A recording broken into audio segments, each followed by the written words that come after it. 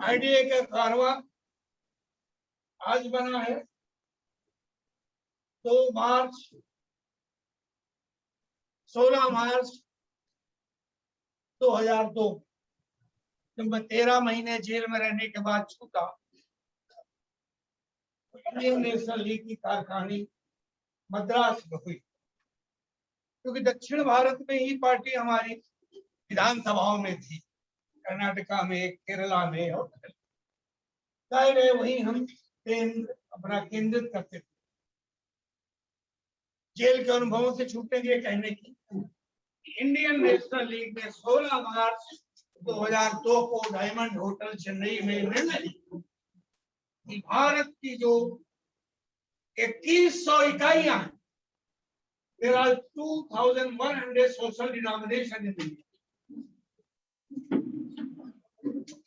भारत की जनगणना के अनुसार इकाइयां जो है, उन सारी इकाइयों को जब तक देश की राजसत्ता में अनुपातित प्रतिनिधित्व नहीं मिलेगा, बाबा भीमराव अम्बेडकर साहब का सपना पूरा नहीं। इसे हमारे अनुपातित प्रतिनिधित्व पर मेजर साहब ने बड़ी लंबी बात, वो अनुपातित प्रतिनिधित्व है क्या? एक साहब हमारे दोस्त मलेशिया लॉ यूनिवर्सिटी के प्रोफेसर रहे, फिर लौट आए हैं, कश्मीर के हैं, कश्मीरी हैं।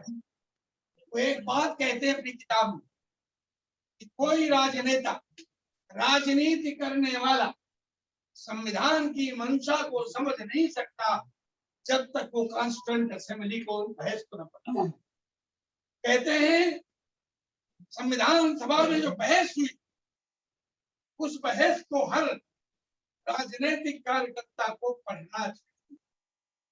उसको पढ़ने के बाद ही मुझे पता चला कि डॉक्टर भीमराव अम्बेडकर साहब ने आरक्षण नहीं मांगा था, प्रतिनिधित्व मांगा था। आरक्षण तो उनके साथ ठगी की गई, और जिस दिन हम प्रतिनिधित्व प्राप्त कर लेंगे, हम आरक्षण देने वाले होंगे। ये बात भी मेरी समझ में कॉन्स्टिट्यूएंट असेंबली की बहस पढ़ने के बाद, तो अब सवाल ये पैदा होता है कि इस देश में जहां SC ST और रिजर्व सीट्स पे सैकड़ा से ज्यादा सांसद हैं, वहां ये बात तो नहीं करते। कोई कारण तो होगा, इसलिए नहीं करते तो सारे के सारे तितर गुलाम। हमें अब तितर गुलामों से आजादी। जब कभी सपा, बासपा, कांग्रेस के किसी सांसद विधायक से बात कीजिए तो आप एक ही बात कहें, भाई लुटते तो आपके तबेन रहे। हमारे कई मित्र हैं, मुझे 65 साल, 65 से राजनीति में हूं मैं, 56 साल हो गए। कोई स्थायी शत्रु या मित्र राजनीति में नहीं होता, विचार ही मित्र और शत्रु। मैं आपसे कहूंगा, तू इधर उधर की न बात कर, ये बता कि काफिला क्यों नहीं। मुझे रहजनों से गिला नहीं, तेरी रहबरी से। दिल से सवाल करिए, लाजवाब। फिर कहिए आपकी बात का जवाब आईडीए, क्योंकि आईडीए में मेरा संबंध इनसे अभी बहुत लंबा नहीं। आईडीए बन चुका, इनकी मीटिंग हुई, हमने कहा हम आपकी मीटिंग को अपने कार्यालय में होस्ट करेंगे, मेजबानी करेंगे। आप आए। जब मैंने ये पढ़ा तो मुझे 2002 याद, तो हमारे ही काम है। लीग का मुस्लिम लीग तो लोग देश के बंटवारे की जिम्मेदारी है, हालांकि लोगों ने पढ़ा ही नहीं है कैबिनेट मिशन प्लान। अगर कैबिनेट मिशन प्लान पढ़ ले तो मालूम होगा कि देश के बंटवारे की जिम्मेदारी पंडित जवाहरलाल नेहरू का मराठा प्रेस क्लब में दिया गया गैर जिम्मेदाराना बयान पास किया गया। लेकिन वो पढ़ते नहीं है, अंधभक्तों की संख्या ज्यादा है, मुझे सुन सुन करके ही सब कुछ है। बहरहाल तो मुस्लिम लीग को बंटवारे की जिम्मेदारी दी गई। वो अलग बात है कि जिस मुस्लिम लीग में मैं था उसका नाम था Indian Union Muslim League, all India Muslim League, और हमारी इंडियन मुस्लिम लीग ने मुस्लिम लीग का जो अकाउंट था मर्केंटाइल बैंक बंबई में, उसकी एक छदान हिस्से में 47 करोड़ उस जमाने में हमारे हिस्से में। हमारे लीडर मोहम्मद इस्माइल ने कह दिया, एक पैसा मैंने लूंगा, एक एक रुपया झंडा करके पहुंचा। उसके बाद भी अज्ञानता यही कहती थी कि मुस्लिम लीग लोग इसको। बहरहाल वो हमारे ऊपर एक टैग था, टैग को हम धो नहीं पाते थे। अब तो हमने नाम ही बदल दिया, नाम रख दिया इंडियन नेशनल लीग। वही लोग कहते हैं कि लीग तो मुसलमानों है। तुमसे कहो भैया स्पोर्टिंग लीग का नाम है हरा झंडा, मैं जानता हूँ 7-8 पार्टियों के झंडों का रंग हरा है, लेकिन वो जो हम हरा झंडा ये लेके चलते हैं कहते हैं पाकिस्तानी, क्योंकि वहां स्क्वायर हो जाता है, दाढ़ी टोपी और हरा झंडा वर्ग बन। तो ये प्रॉब्लम है, इस प्रॉब्लम से हमें निपटना पड़ेगा। कुछ लोग तो उत्तर भारत को ही भारत समझते, कुछ लोग बिहार, दिल्ली और उत्तर प्रदेश को भी पूरा भारत समझ लेते हैं। इतने जोश में आते हैं कि पार्लियामेंट में पहली बार जा करके ओपिनियन से फिर जाते। भाषा के इश्यू हमें बहुत सारा भारत की डाइवर्सिटी यूनिटी इन डाइवर्सिटी क्यों रखा गया, क्यों ये विचार किया गया, सोचना चाहिए।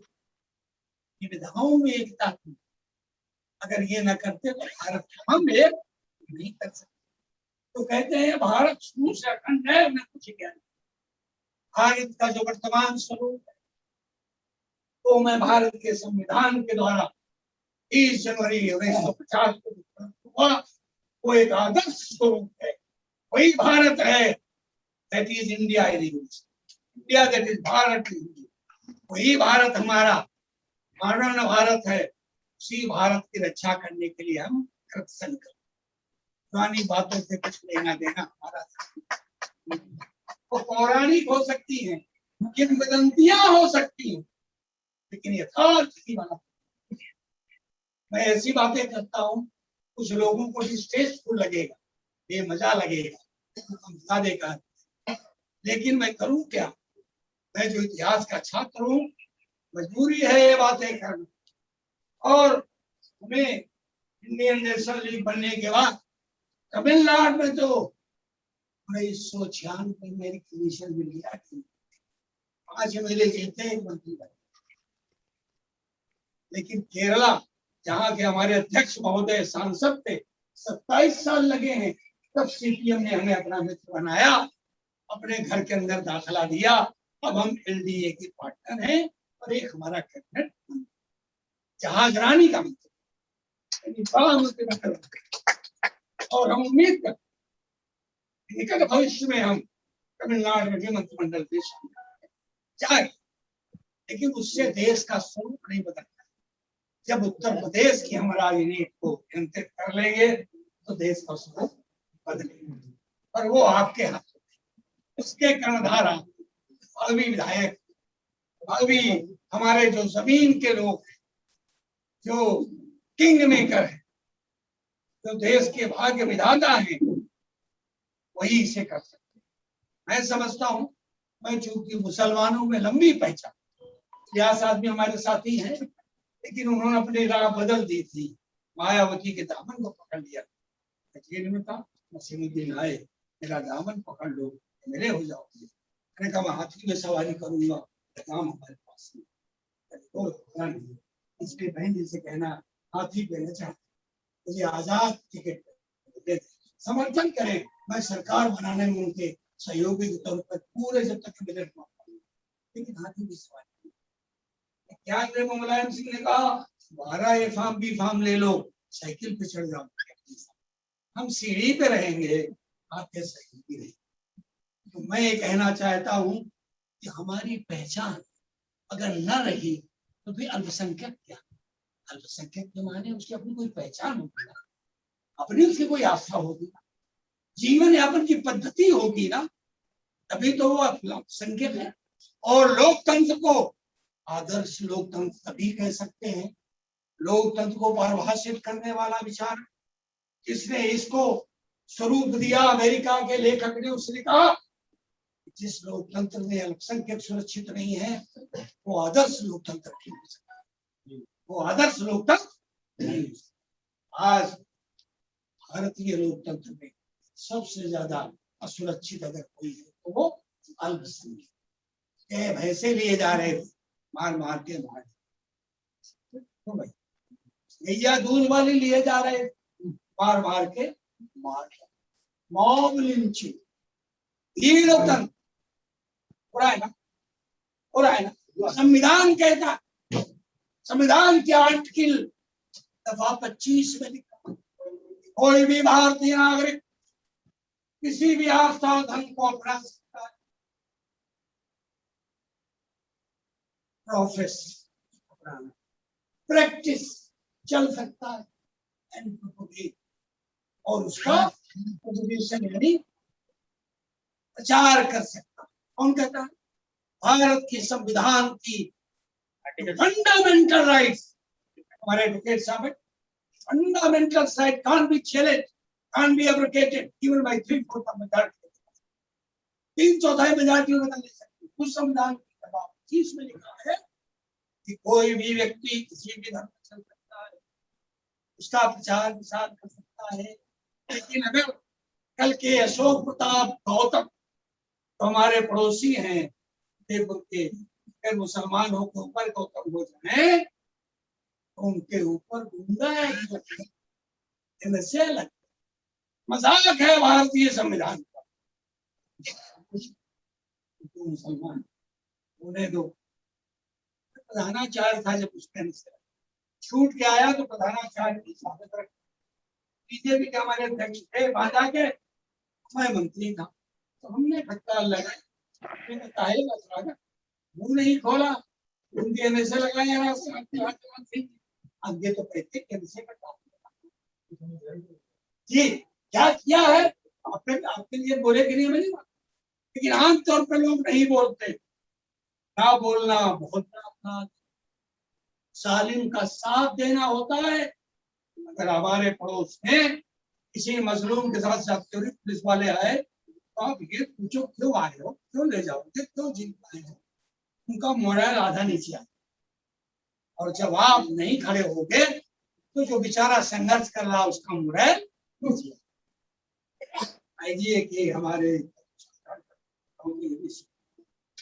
ये भी सीखना पड़ेगा, क्योंकि ये भी नौबत आएगी कि नहीं मान रहे हैं, बिला वजह ईडी सीबीआई बिला वजह घर में ईडी सीबीआई। एक साहब हैं, नाम सुने हो क्या, महमूद मदनी, मौलाना महमूद मदनी साहब। एक हम लोगों ने स्टेट टेररिज्म के खिलाफ बड़ा कन्वेंशन किया, इसमें प्रशांत भूषण के पिता शांति भूषण हमारे तो हमारी अभी यहाँ से स्कीपिंग होती, उनको स्टेशन से मैं कार में ला रहा, मैंने उनको ये प्रस्ताव दिया, बड़े सख्त प्रस्ताव है, आप ऐसे प्रस्ताव ला रहे हो, और हमने कहा प्रस्ताव में क्या दिक्कत है, कोई एटम बम है, कोई 47 है। बोले नहीं सरकार नाराज होगी, और आप जानते नहीं हो कि सरकार नाराज हो तुम्हारे घर से 47 बरामद करके आतंकवादी कर। तो हमने कहा नहीं मौलाना यहीं से लोग तो घर को आग लगाए वो चल जाएगी, कल हमने क्या होना मौलाना चलेंगे आप बातें करते हो, किसी भी नौबत आ सकती। राज सत्ता की लड़ाई वो लोग राज सत्ता की लड़ाई, राज सत्ता में बैठे आदमी को राज सत्ता से उतारने की लड़ाई, आखिरी कोशिश करेंगे वो करता हूँ, उनके बीच में जो भी हो सके इसकी तरफ इशारा हमारे लोग कर दिया, वो सब करेंगे। अगर अड़े रहे हम 2002 में हिला देंगे 2024 में। लेकिन अड़े रहना चाहिए। मेरी शक्ति तो ज्यादा नहीं है, 73 ईयर्स का हो गया हूँ, बहुत ताकत कम है, लेकिन आप अगर सहारा दोगे तो आपके साथ कोशिश करेंगे, चलते आखिरी साल तक चलते रहे, एनडीए की सरकार बन जाए तो खैर में हमें भी कुछ यानी हमारे समुदाय को कुछ मिल जाएगा। इन्हीं शब्दों के साथ मैं कहता हूँ कि न समझोगे तुम जाओगे, हमारी दास्तान की दास्तान। हिंदुस्तान कहना नहीं चाहिए, मैं भारतीय कहता हूँ कि शायर ने कहा, शायर ने कहा मैं क्या कहूँ, समझोगे तुम जाओगे हिंदुस्तान वालों, तुम्हारी दास्तान भी न होगी। दास्तानों में तो नौबत ना आए कि हमारी पीढ़ियां हमें थूके कि हमारे बाप दादा, हमारे पिताजी, हमारे लोग क्या कर रहे थे जब संविधान समाप्त किया जा। जैसा कि ऐलान आया है कि अगली लोकसभा में प्रवेश नए संविधान के साथ करेंगे, और राम कोविंद हमारा सहपाठी है बीएनएसडी कॉलेज का, निहायत ही बुज़दिल गुलाम है वहां में। और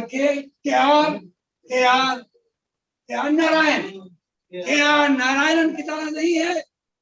अटल बिहारी वाजपेयी ने संविधान की समीक्षा के लिए कमेटी बनाने का प्रस्ताव भेजा, मालूम है क्या नारायण ने क्या किया, मुसलमान नहीं जानते, लिख के भेज दिया माननीय प्रधानमंत्री,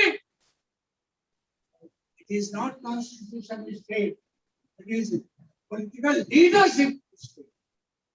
संविधान नहीं असफल हुआ है, राजनीतिक नेतृत्व असफल हुआ, ऐसा नहीं कहा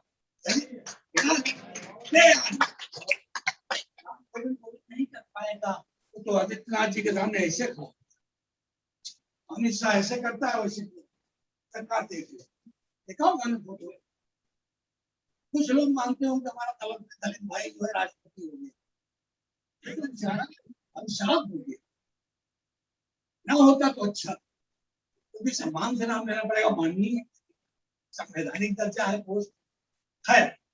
उसका बाद इसलिए किया कि हम दोनों के रिज्यूम 4 साल पढ़े, तो सीबी त्रिपाठी संस्कृताचार्य के यहाँ चला जाता था, मैं पढ़ता था, तो पूरी जिंदगी गुलामी से पड़ी, वो बेचारा क्या रजिस्ट करेगा, वो क्या कुछ जो कहा जाएगा कर। आप हमें रोक, आप हमें संविधान हमें रोकना, क्या आने वाली लोकसभा में यही संविधान जाएगा, जिस संविधान को छोड़ेगा हम उसको नहीं छोड़ेंगे। भारत की राजनीति में नमो निशान। शुक्रिया, धन्यवाद।